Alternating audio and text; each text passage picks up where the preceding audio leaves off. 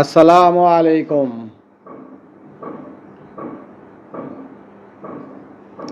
আজও ফিলিস্তিনের শিশুরা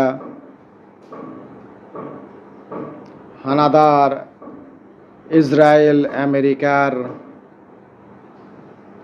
গোলায় মৃত্যুবরণ করছে। আমাদের জানা নাই এই শিশু আগামীকাল কি হতে পারত। যখন বড় বড় জ্ঞানী গুণী মনীষীদের জীবনী পড়ি বা তাদের লেখনী পড়ি, তখন মনে হয় সকল শিশুরই এমন একটি ভবিষ্যৎ সামনে পড়ে রয়েছে। কিন্তু যে শিশুরা আজ হানাদার নরপিশাচ পশুদের হাতে মারা পড়ছে, তাদের ভবিষ্যৎ আমাদের জানা হলো না।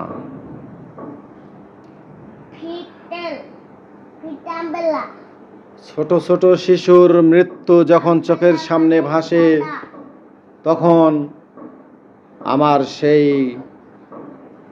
রবীন্দ্রনাথ ঠাকুরের কবিতাটা মনে পড়ে যায়। রবীন্দ্রনাথ ঠাকুরের কবিতা প্রাণ কবিতা। কবিতাটি নেওয়া হয়েছিল করি ও কোমল কাব্যগ্রন্থ থেকে। সেখানে কবি বোঝাতে চেয়েছেন যে প্রতিটা মানুষ তার প্রাণকে কত ভালোবাসে এবং সেই প্রাণের দাম ভবিষ্যতের জন্য কেমন হতে পারত। কবিগুরু দ্ব্যর্থ কণ্ঠে বলেছেন, মরিতে চাহি না আমি সুন্দর ভুবনে, মানবের মাঝে আমি বাঁচিবারে চাই। এই সূর্য করে এই পুষ্পিত কাননে, জীবন্ত হৃদয় মাঝে যদি স্থান পাই। ধরায় প্রাণের খেলা চিরতরঙ্গিত, বিরহ মিলন কত হাসি অশ্রুময়। মানবের সুখে দুঃখে গাঁথিয়া সঙ্গীত, যদি গো রচিতে পারি অমর আলোয়। তা যদি না পারি তবে বাঁচি যতকাল, তোমাদেরই মাঝখানে লোভী যেন ঠাঁই। তোমরা তুলিবে বলে সকাল ও বিকাল, নব নব সঙ্গীতের কুসুম ফোটাই। হাসি মুখে নিও ফুল তারপরে হাই, ফেলে দিও ফুল যদি সে ফুল শুকাই। মরিতে চাহি না আমি এই সুন্দর ভুবনে, মানবের মাঝে আমি বাঁচিবারে চাই।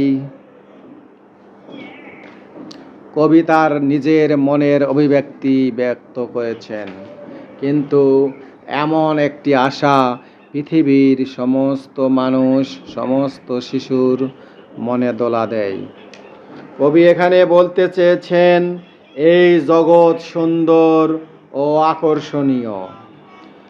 মানুষের হাসি কান্না, মান অভিমান, আবেগ ভালোবাসায় পৃথিবী পরিপূর্ণ।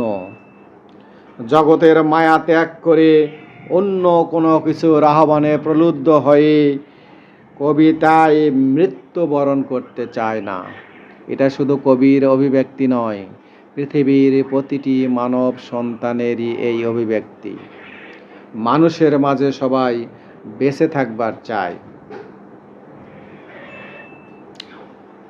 তিনি অভিলাষ ব্যক্ত করে বলেছেন, মানবের জীবন মনোজয়ী রচনা সৃজনের মাধ্যমে সবার মাঝে অমর হবেন তিনি। তিনি তার কবিতার দিয়ে মানুষের মাঝে অমর হতে চান, কিন্তু অন্য কেহ অন্য কোনো কিছুতে অমর হয়ে থাকতে চায়। তাই তো কবির মতো করে বলতে চাই, যে শিশু আজ মারা যাচ্ছে, সে শিশু হয়তো ভবিষ্যতে নিজেকে অমর করবার তরে পৃথিবীর মাঝে কোনো সৃজনশীল কাজ করে যেতে পারত। হানাদার নরপিশাচ এই সমস্ত দখলদার নরপিশাচ পশু ইসরায়েল এবং আমেরিকা যেভাবে এই শিশুদেরকে গণহত্যা করছে, তাতে বিশ্ব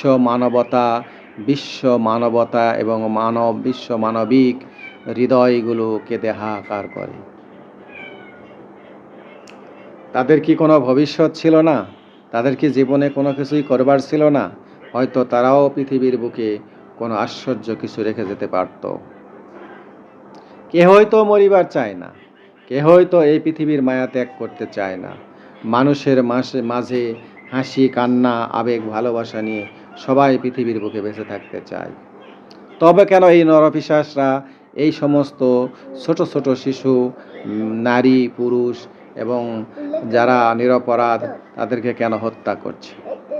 এই প্রশ্নের জবাব আজ হোক, কাল হোক, একদিন না একদিন ইতিহাস ক্ষমা করবে না।